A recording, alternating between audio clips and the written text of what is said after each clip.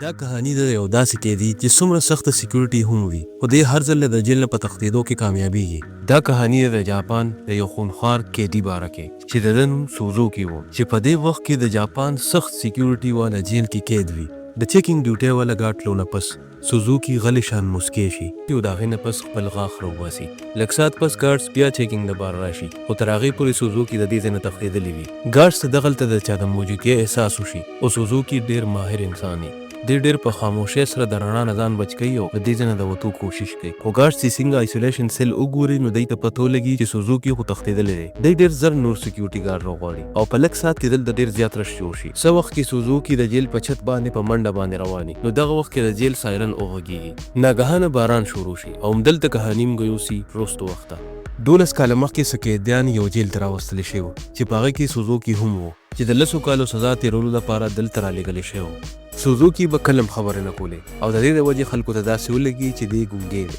او د ده په سینه باندې د مونفیجي یو الټه ټیټو جوړ شوي. سوزوکي دغه وخت کې هم د جیل نه په ځان خو کې مشهور او تر دې وخته پورې دی 3 ځله د جیل نه تښتېدلی وي. د دې نه پس سوزوکي یو داسې کمرې ته راوستلی شي چې په هغې کې صرف روشندان وي. دې روشندان ته ډېر په غور سره ګوري او دې سره داسې معلومیږي چې د ده په دماغو کې دې وخت کې هم څه ناڅه چلیږي. بهر ګارډ د جیل وارډن مستر کانیمو راته ووایي چې دې ځل له خو سوزوکي په یو طریقه هم د جیل نه نشي تښتېدی. خو چې ګارډ دننه څنګه په شیشه کې وګوري نو سوزوکي د دې ځای نه تښتېدلی وي. د سوزوکي د ګیرولو دپاره وارډن د ټول ښار د ګیرولو اډر ورکړي خو ګارډز دې ډېر په لږ وخت کې ګیر کړي. لا تر دې وخته پورې موږ ته پته نه لګي چې ولې. خو سوزوکي د ریل په پاټلۍ باندې په منډه نیغ روان وي. د دې نه پس دې یو ځل بیا قید ته راولي خو دې ځل د ده په لاسونو کې هتکړۍ هم اچولې شوې وي. لږ ساعت پس چې یو ګارډ دننه وګوري نو سوزوکي په مخ باندې څادر اچولی وي. دا ګارډ دله د څادر د لرې کولو اواز ورکړي. بار بار اواز ورکول نه پس هم چې دې څادر لرې نه کړي نو دا دواړه ګارډز دننه ورشي او دې ښه ووښي. په سبا د جیل وارډن د سوزوکي ټول زوړ ریکارډ راوباسي. د دې د کتو نه پس وارډن ته پته ولګي چې سوزوکي کلم د جیل نه تښتېدلی وي نو دی هم د ریل د پاټلۍ د پاسه ګیر شوی وي. د شپې وارډن د ګارډ سره د چیکینګ دپاره راوځي خو چې دی کله سوزوکي وویني نو ډېر زیات حیران شي ځکه چې ده په څه طریقه خپلې هتکړۍ کولو کړې وي. ګارډ د سوزوکي د ور نه پس د ده نه تپوس وکړي چې تا د هتکړۍ اخر کولو څنګه کې. خو د همیشه په شان د سوزوکي بالکل غلی وي نو یو ځل بیا دی سوزوکي له ښه وال ورکړي. په دې سین کې موږ ته ښودلی کېږي چې سوزوکي سره په لاس کې یو تار وي او دا دی په څه ناسه طریقه باندې جیل ته دننه یوسي او هم د دې تار په ذریعه دی خپلې هتکړۍ کولاوي. څو ورځې پس د جیل وارډن د یو هفتې په چوټۍ باندې خپل کور ته لاړ شي. اوس سوزوکي سره د تښتېدو ډېره ښه مو کوي. دی تار روباسي او د تالې د کولاولو کوشش شروع کړي. ډېر زر دلته یو ګارډ د چیکینګ دپاره راشي او دی چې دننه وګوري نو درته ښکاره شي چې سوزوکي یو ځل بیا په مخ باندې څادر راچولی وي. خو دې ځل ګارډ درته هېڅ هم ونه وایي او د دې ځای نه غلی شان روان شي. خو په اصل کې سوزوکي دغه سیل نه بهر راوتې وي او بره په چت پورې نښتې وي. دی د جیل نه د تښتېدو د یو صحیح موقع په انتظار وي. د ګارډ د تلو نه پس دی په مزه مزه بر اړخ ته وخېږي. دی د چت یو کمزوري ځای له ګزار ورکړي او په دغه لار باندې دې ځای نه وځي. چې ګارډز ته پته ولګېده نو دی زر سایرن وغږولو.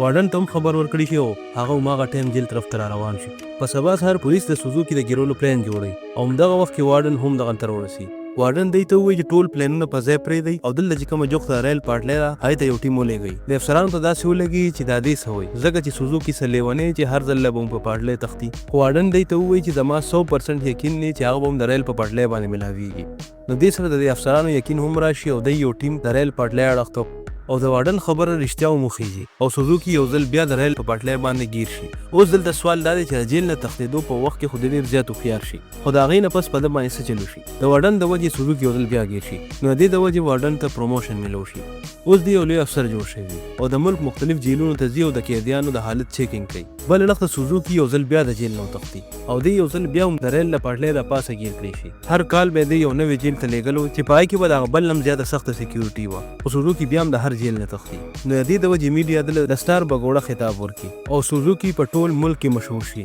12 کاله پس دی سنټرل جیل ته راولي. دلته دی ډېر په سخته سکیورټي کې وي ځکه چې 10 ګارډز یې د ده په نګرانۍ باندې ودرولي وي. د ده کمره مکمل د سیمټو نه جوړ شوې وي او په دروازه باندې ډېرې زیاتې تالې لګېدلې وي. دا هماغه آیسولیشن سیل وي کوم چې د کهانۍ په شروعات کې مونږ کتلی و. د ګارډز د دې نه تلو نه پس سوزوکي یو ځل بیا په څلورو واړه طرفونو نظر واچوي ځکه چې دی د دې ځای نه د وتو په تیارۍ کې وي. یو ګارډ ده له خوراک وروړي خو چې دی د دې ځای نه لاس وباسي د هغې نه مخکې سوزوکي د ده لاس ته هتکړۍ واچوي. دا ګارډ سمدستي شپېلې ووښي او دې سره نور ګارډز هم راشي او دی سوزوکي له ښه وال ورکړي. هوش راتلو سره سوزوکی د دې ګارډ طرف ته ګوري د د مخ نوینه روان وي او د جیل په سیخونو باندې ورغورځي په سبا ګارډ د سوزوکی په اتکړو باندې نور نټونه هم ولګي د دې لپاره چې دا دې کولو نکړي شي د تلو نه مخکې ګارډز په ده باندې یو ځل بیا راکېږي او ښه مالش ولوکي او همدغه شان د سوزوکي ورځې تېرېږي ځکه چې هر ورځ دې ګارډ سره لاس اچوي او هغوی ولې همدغه شان وال ورکوي او دې خپله وینه په دغه سیخونو باندې لګوي یو ځل ګارډ دې دومره ووښي چې د والو د وجې د ده غاښ وځي خو سوزوکي زر د غاښ راوالي او یو عجیبه طریقې سره وخاندي او داسې ښکارېدل چې دا هر څه د ده د پلین حصه وه د دې نه پس سوزوکي د دې غاښ په مدد سره په دیوال باندې څه جوړول شروع کړي څو هفتې پس سوزوکي په یو بل ګارډ باندې حمله وکړي او دې ځل دله یو ډېره سخته سزا ورکړی شي دی سوزوکي په زنځیرو تړي او بری راځوړن کړي یو کال تیر شي او سوزوکي اوس هم همدغه سزا کې وي د ده حالات ډېر زیات خراب شوي وي او بدن یې په خرابېدو شروع شوي وي او د ده په زخمونو کې چینجي شوي وي خو یو ماښام ګارډز راشي او دې کولو کړي پوره یو کال پس دې د سکون ساه والي بل اړخ ته مستر کانیمورا د جانچ په اړتال دپاره د جیل ته راشي د آیسولیشن سیل ته لاړ شي او چې وګورو د سوزوکي حالت ډېر زیات خراب وي خو دې د سوزوکي اړو څه پروا ونه کړي او د دې ځای نه لاړ شي د دې نه پس هماغه شپه راشي کوم ځای نه چې کهاني شروع شوې وه چې بهر تندرونه غورځېږي نو همدغه وخت کې سوزوکي خپل پلان شروع کړي دوی هماغه خپل غاښ راوباسي او په دې باندې د هتکړۍ نټونه کولو کړي په اصل کې سوزوکي په دې غاښ باندې په دیوال باندې هیڅ نه جوړل بلکې د غاښ په دیوال پورې په راښکو باندې د پیچکس په شان تېره کړی د دې دپاره چې دې په دې باندې د هتکړو د نټونه کولو کړی شي او د هتکړو د کولول نه پس دې لاړ شي او هماغه سیخونه د دې ورکول شروع کړي کوم باندې چې به ده خپله وینې لګوله لګاتار وینې ورکولو سره دې سیخونو ته زنګ لګېدلی وي لږ ساعت کوشش کول نه پس دا سیخونه مات شي او سوزوکي د جیل نه په وتو کې کامیاب شي د دې نه پس د سوزوکي د پیدایش کهاني متښودلی کېږي د ده په پیدایش کې د ده مور مړه شي او د ده پلار په جیل کې پروت وي نو د دې د وجې د خپل خپلوانو سره رالوی شوي وي یو ځل سوزوکي په ځنګل کې پریکټس کوي چې ده ته یو سړی ښکاره شي چې د لرې نه د ده اړخ ته را روان وي او همدا سړی د ده پلار وي د ده پلار د ده خواله راشي او د سره خبرې شروع کړي دغه دوران کې سوزوکي د خپل پلار په سینه باندې د مونټ فیجي ټیټو وویني خو د بدقسمتۍ نه دغه وخت کې دغه ځای ته پولیس راورسي کوم چې د سوزوکي د پلار نیوو پسې راغلي وي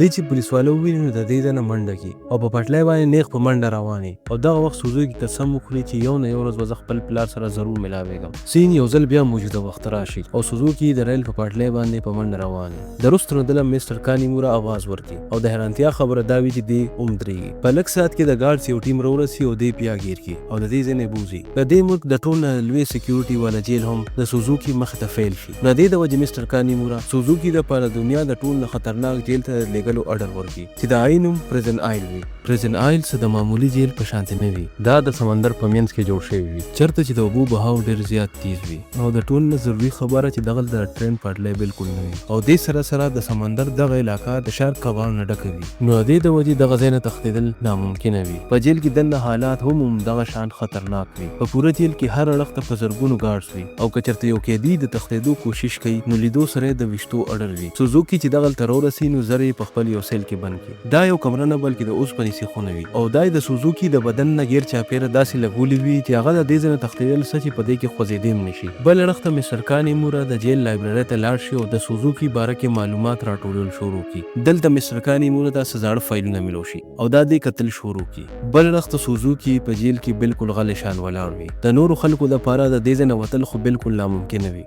خو د سوزوکي په دماغو کې دې وخت کې هم د دې ځای نه د وتو پلین چلیږي اچانک دې خپلې دواړه اوږې بې ځایه کړي چې د څه د وجې د ده اوږې راغونډې شي او دې غلې د دې ځای نه بهر روځي یو قیدي دې وویني خو هغه دومره په نشه کې وي چې هغه اړ چاته د ویلو په حالت کې نه وي بل اړخ ته مستر کانیمورا لا د سوزوکي باره کې معلومات راټولوي چې ناګهانه د جیل سایرن وغږېږي خو د پریشانېدو په ځای د جیل وارډن خوشحاله شي ځکه چې د دې ځای نه د وتو اړو څه لار نه وي او بل بدل د ګارډز ته د یو قیدي ویشتو موقع میلاویږي مستر کانیمورا د ده پیولو کوشش وکړي چې سوزوکي څه عام قیدي نه دی خو وارډن د ده خبرې لاړو څه اهمیت ورنه کړي په سبا سحر ګارډز وسله راواخلي او په ټول آیلینډ کې خواره شي دلته وارډن خپل کسانو سره خبرې کوي خو دغه وخت کې مستر کانیمورا راشي دې وارډن ته ووایي چې اصل کې سوزوکي دلته خپل پلار پسې راغلی دی کوم چې په دې جزیره کې قید دی د دې اورېدو سره دا ټول ډېر حیران پاتې شي او همدلته هم د سوزوکي اصلیت وښودلی شي په اصل کې چې تر اوسه پورې سم کېدل نو دا ټول د سوزوکي د پلین ایسه وه دې به بار بار د جیل نه تښتېدو او ځان به یې پخپله ورکولو د دې دپاره چې دې پریزن آیل ته خپل پلار پسې ځان ورسوي